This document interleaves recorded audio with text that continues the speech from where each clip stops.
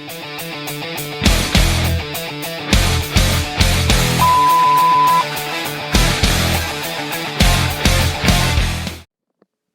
this is Gene Simmons from KISS, and you are watching Rock and Metal Invasion. Hi, welcome to Rock and Metal Invasion. My name is Steve. Coming up on the show today, I'm doing KISS in the 80s. Okay, so of course, I guess for a lot of people, KISS in the 70s is maybe their favourite decade, but for me it's actually the 80s. That's when I first discovered KISS, first got into them, and yeah, as much as I really like the stuff they put out in the 70s, for me I'm more of an 80s guy, and definitely more of an 80s KISS guy. So yeah, KISS in the 80s I thought I'd go through today. Now, and I also thought about, well, you know, if I'm going to do KISS in the 80s, I'm going to like rank the albums or just talk about some of my favourite songs. And I just thought, no, actually what I'll do is I'll just go through each of the albums in the order that they came out and just have a little, just chat about them a little bit and give you my sort of thoughts, any information about the album that I know. And yeah, and there's quite a lot. There's quite a few albums. You know, they're very prolific. I mean, they were quite prolific in the 70s as well. But yeah, almost an album every single year. The lineup changes from time to time. It's not the original lineup, at least for most of the decade. But yeah, of course you've got Gene and Paul there the whole time, of course. And yeah, I mean, and then, you know, so the 70s, 80s are really the two main decades for KISS. I mean, after, you know, through the 90s and into the 2000s, they haven't been anywhere near as prolific, putting out a few albums, but not nearly as many as they did in the 70s and 80s. So yeah, anyway, let's get into it. So the first one that came out in the 80s, 1980, Unmasked, of course, ironically, the album where they're not actually unmasked. They will, of course, be unmasked later on. And I remember as a kid seeing this album because, you know, I really like comics, and I saw this, and I wasn't into this type of music at the time. I was probably like 8 or 9 years old. But look, I remember picking it up and like, having a look at it and quite enjoying reading the little comic strip at the front there. But you know, at the time too, you know, this is 1980. KISS actually were toured New Zealand, where I am, and Australia, and they were quite popular still. You know, were quite popular here. Of course, you tour here, you know, because we don't get a lot of big bands. That was a big deal for us, I guess. And yeah, they were quite popular. That's I think starting to lose a bit of popularity in, you know, the States, but yeah, over here in New Zealand, very popular. Shandy actually made the top 10, so the single Shandy. Which I don't think was a big hit in the States, for example, but it was a big hit in Australia and in New Zealand. So it made the top 10. Yeah, so like I say, I didn't listen to it at the time, but you know, once they got into KISS, I went back and you know, caught up on their older albums. So for me, I know some people think it's a bit soft, and yeah, it's definitely not a heavy KISS album. But yeah, I do like Shandy. I think that's a really good song. Holly Knight actually plays keyboards on that song, and she later well, she goes on and becomes a sort of, you know, songwriter for other people, but she writes, of course, Hide Your Heart for KISS later on. So there we go. The other song I like, and it's actually not written by a member of KISS, it's Is That You? And it's written by Gerard McMahon, but that's a really good song. I really like that one. So they're probably my two favourites. Talk to Me as well, which is an Ace song. I quite like that one. Ace actually does 3 songs on this album, and he plays bass on his songs as well. Yeah, that's a pretty good song, but outside of those sort of 3, there's not too much else that I sort of are my go-to songs. But yeah, anyway, so that's the first one from the 80s, 1980, KISS Unmasked. So after that, they make a slightly unusual decision and decide to do what perhaps is going to be a soundtrack, music from The Elder. Of course, it never becomes an actual soundtrack. Of course, not a fan favorite at all, this one. This is the first album with Eric Carr on drums. Actually, and Unmasked didn't have Peter Criss on drums either. That was Anton Fig. But, you know, the impression you got was that Peter Criss was on Unmasked. But yeah, on this one, it's Eric Carr on drums, and yeah, so his first album, and this is the last album with Ace Frehley as well. So yeah, I took my time sort of listening to this. I'm not sure we're getting around to getting this and hearing this, just because I just had heard so many negative things about it, so I wasn't in a great rush to get it. So yeah, it took me quite a while. I can't remember exactly when, but it was a while, well past, wouldn't have been even the 80s when I actually heard this album. But yeah, and I get it. It's not a typical Kiss album at all. But I will say this, The Oath, that is a good song. That's a really good song. And A World Without Heroes, that's also a very good one. I like that one. Probably actually my favorite, one of my favorite Kiss songs that Gene Simmons sings on. I think that's really good. And of course, a nice lyric contribution from Lou Reed on that song. And if you know the album by Cher, Love Hurts, she does a cover of A World Without Heroes on that album. So, you know, it's still talked about a bit, sometimes for good reasons, sometimes for bad reasons. But yeah, and again, it's a little bit like Unmasked. There's a couple of songs I like, my go-to sort of songs on the album, but having to actually go through the whole album itself, is not something I necessarily do a lot. All right, so let's move on to the next one. Well, the next one's actually not a full studio album. This is 1982, and they put out Killers, so I don't even think it was released everywhere in the world. But basically, it's a greatest hits or best of sort of collection. But it's a real good one because it's got 4 new songs on it. I'm a Legend Tonight is a great song that kicks off the album. I mean, you'd really be disappointed if you didn't pick this up just for that song. I think especially if you're a fan of Kiss. Really good one. So it says produced by Michael James Jackson. I guess they're talking about the new songs. You know, there's a live version of Rock and Roll All Night on here, but yeah, the new songs are very good. I'm a Legend Tonight would be my favorite. And of course, like I said, Ace has now left the band, and it's not Bruce Kulick, it's Bob Kulick on guitar for the new songs, which I think he'd done in the 70s as well for the studio tracks on the live album. But yeah, really good. I enjoy actually playing this. Of course, it's, you know, the greatest hits, the good, you know, good songs, but I like the new songs as well. So yeah, I really like having that one and play that one quite a bit actually. But yeah, so that's 1982. Now it's interesting too, you know, so Michael James Jackson's the producer. I think they brought him in as a producer for their next album, and I'm not absolutely certain of this, but I assume the new songs for this were also perhaps recorded when they recorded the songs for Creatures of the Night. So this also coming out in 1982, and this is the follow-up album to The Elder. Unusual cover. This is not the original cover. Of course, they hadn't unmasked at this point, but this, like I said, this is not the original cover. Yeah, and yeah, unusual too because it's got Bruce Kulick in here, and he's not even in the band yet. So yeah, so on this one, it's actually good. They've started their working with Vinnie Vincent a little bit here. So he actually does most of the guitar work on this album, and I like his contributions too because I Love It Loud be one of my favorite ones, and he's a songwriter for that one, and I Still Love You.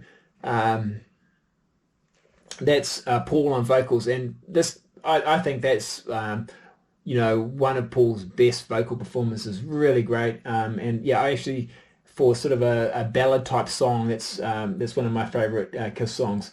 But yeah, the opening track and the title track, Creatures of the Night, that's a great rocker. Really good. Of course, this was released, I think, last year. They did a 40th anniversary reissue of this album, and it had some sort of outtakes. One of the outtakes is a song called Betrayed, which is another Vinnie Vincent song, and it's interesting too because it's Betrayed, and there's a song on Hot in the Shade called Betrayed, but it's a completely different song.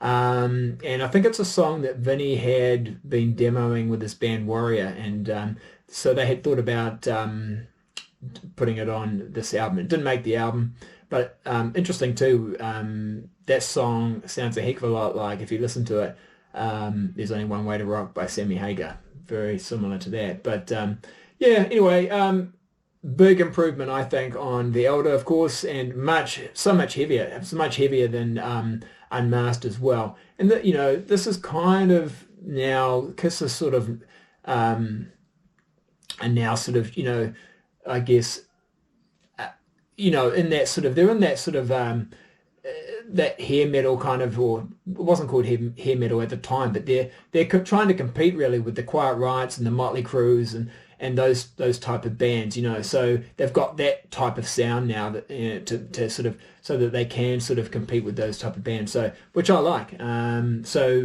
Yeah, quite a heavy album, and that I think for a lot of people from the 80s, this might be their go-to album. It's not my favorite, but I do like it. Good album. And then of course they do the Unmasking. So in 1983 they come up with this one, Look It Up, and the album cover actually makes sense this time, because these are the members of Kiss in 1983. So of course Vinnie Vincent there, and Eric Carr on drums. So they've unmasked. That was a bit of a big deal, and this is a really solid album. The title track is a bit of a fan favorite. But for me, again, Vinnie Vincent helping out with the songwriting. He makes some fantastic contributions. He's got co-writes on 8 of the 10 songs. But yeah, and some really good ones. Exciter, that is a great way to kick off the album. Also, A Million to One's another really good song. But yeah, also the song On the 8th Day. If you listen to Boys Are Gonna Rock, that's on the Vinnie Vincent Invasion album, there's elements of that song and On the 8th Day. It's not obvious, but there are elements to that song on there, so that because he'd already demoed that a little bit with his previous band Warrior, I think. But it's a really good album. It's, for me, like very close to being as good as Creatures of the Night, maybe as good. But again, not my favorite Kiss album from the 80s, but yeah, really good, solid album. And again, like this again would be another album, unlike, Unmasked or The Elder, where I don't necessarily want to go through the whole album. This I'm happy to put on, listen from start to finish. Right, so then we move on to, so that was 83. So that, like I say, they pretty much are putting out an album every year, which is quite hard to sort of imagine these days, where you don't really get that from bands much these days. But yep, so now we're at 1984 and we've got Animalize. But Kiss are sort of struggling to keep their guitar player, because they've got a new guitar player. This is Mark St. John coming in. This is his only album that he plays on. But it sounds good. I mean, I love the guitar playing on I've Had Enough, Into the Fire. That's one of my favorite Kiss songs. I think I've said before on my channel, it might be my favorite Kiss song. Really love that one. Also, Thrills in the Night is a good song. As you can probably tell, I do have a preference for Paul. I'm not saying Gene, I don't enjoy the Gene songs, but yeah, the standout songs for me are often the Paul ones. And I have to say too, I think Gene on this album, I know he's going off and he's doing movie stuff. Yeah, his songs for me are not good on this album. But I mean, Burn, Bitch, Burn. That's just, yeah, not so great. But yeah, anyway, but still good. This is a good album. Like I say, especially the Paul songs. But the only one for Mark St. John. So he's out, and then Bruce Kulick comes in. So this is Asylum. This isn't probably another bit of a fan favorite, I think. I think over time this has become more and more popular. Yeah, I love the drumming at the start, the first song on King of the Mountain by Eric Carr. Again, talk about like, fan opinion. You hear a lot of positive stuff about Eric Carr. A lot of people will say Eric Carr is their favorite Kiss drummer. And yeah, I mean, you got to listen to the drumming on that first song, and actually a lot of the all through this album, it really sounds good. So that's a standout track for me. Who Wants to Be Lonely was a single, and of course Tears Are Falling, another single. They're good songs. And All Night, there's a music video for that one. Good, really, Paul's putting out some really good stuff, I think, through the sort of mid-80s. And, Gene's songs have got better for this album, I think. They're a bit better. yeah, no real standout songs for me, but they have got better. And yeah, this is a good album again, you know. The interesting thing I think with Kiss is, and maybe because they did put out albums pretty much every year, maybe because they did that, they don't necessarily have a standout go-to album like, wow, their masterpiece album, but they always have a few good songs on each album. So yeah, this is no exception. All right, so that's 1985. So yeah, 1985 for Asylum, and then we're getting, so actually, now I think in 86, interestingly enough, so they do miss a year, but we only have to wait 2 years for the next Kiss album, and this is it. This is actually my favorite Kiss album, and I know for a lot of people it's maybe their least favorite. And it's a little bit keyboard heavy, I will admit, but it's, yeah, Crazy Nights. So of course, Crazy Nights was one of the first singles from the album, and actually was a hit in the UK. I think it got like number 2 or 3 on the charts, on the singles charts. But yeah, and it, you know, it does have a lot of Paul songs on it. But I like the Gene's contributions are pretty good as well. Yeah, and they've actually got the same lineup that they had from Asylum, so they've been able to maintain the same lineup for at least 2 albums in a row. You know, my least favorite is My Way, and you hear people sort of complain about that song from time to time. Yeah, not a big fan of that one, and even When Your Walls Come Down. But apart from those two, I pretty much like or love everything else. It was really good album, and you know, they demoed a lot of songs for this album, so there's a lot of songs were demoed for it that didn't make the album, and some that have since been either released by other bands or been, you know, they've come out later on. So like Time Traveler, which I think is on like a box set or something. They recorded a demo of that song for this album. That's a really good song, Time Traveler. Sword and Stone, which was in the Shocker soundtrack, and Paul Dean covered it. Hide Your Heart, which they demoed for this album, but it's actually on the next album. So lots of good songs that didn't actually make the album.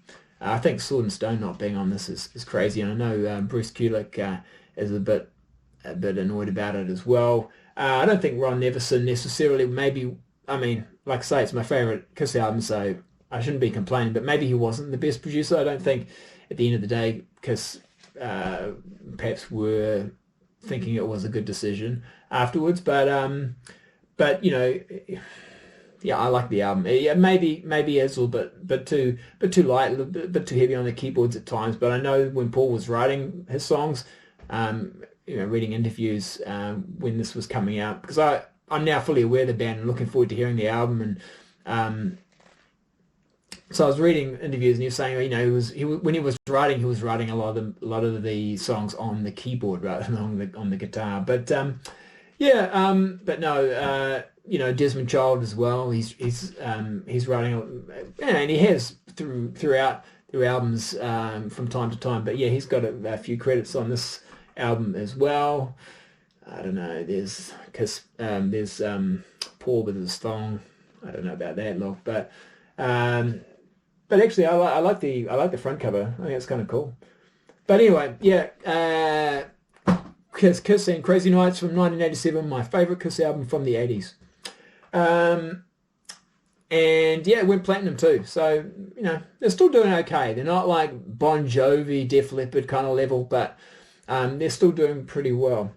So then in 88, so the next year, they put out Smashes, Thrashes and Hits. So it's basically just another best of greatest hits. But there are 2 new songs. Let's Put the X in Sex and You Make Me Rock Hard. I don't mind the music. I mean, lyrically, I don't know, Paul's, yeah, not doing that great. But, I mean, it is what it is, right? I mean, you know, I don't think anyone ever sort of expects too much lyrically from Kiss, and that's cool. But, yeah, they're not bad songs. You know, a lot of the, supposedly, a lot of these songs, even the songs from that came out in the 70s, have been changed in some way, you know, remixed or mastered or whatever. Well, it's remastered, I'm sure, but remixed in some way or changed in some way. But interestingly enough, this is 2 times platinum, so it did pretty well. It's a bit surprising, but yeah. So that's 1988. So we're nearly coming to the end of the 80s, but they have got one more album that they put out, and it is this one here, Hot in the Shade. Pretty solid album actually, but I mean there's a lot of songs on here. We've got 15 songs. Yeah, so I mean I guess the CD age, you know, people aren't necessarily thinking about records or, you know, fitting all those songs onto a record. It does fit, but yeah, it's quite a lot of music. Again, for me, it's probably the Paul songs I go to the most. So I like, you know, Hide Your Heart, the song that they wrote with Holly Knight, Silver Spoons, King of Hearts, You Love Me to Hate You. I think that's a really good song actually. But again, you know, the Gene songs are absolutely fine, good enough. I especially like Prisoner of Love. That's pretty good. And yeah, the Street that giveth and the Street taketh away. Tommy Thayer wrote that with Gene. Of course, Tommy's in the band now, isn't he? But yeah, so no, some good stuff in there. It's produced by Gene Simmons and Paul Stanley. And if you actually go back and you look at their last few albums, it's been pretty much, apart from the Ron Neverson and Michael James Jackson before that, a lot of the production was Paul Stanley and Gene Simmons, or just Paul Stanley. So they've done production on their albums before. I think a lot of the songs actually for this album were originally demos. So they just put them out as they were. Maybe they tidied them up, I think, a little bit, but basically they were recorded as demos, and then they decided, let's just put it out as an album. So there we go. That's Kiss in the 80s. I hope you enjoyed that. If you did, hit that thumbs up if you haven't, and make sure you subscribe so you can be up to date on you know, other content that I put out. Leave a comment, let me know, because I know there's some crazy Kiss fans out there, so please be kind.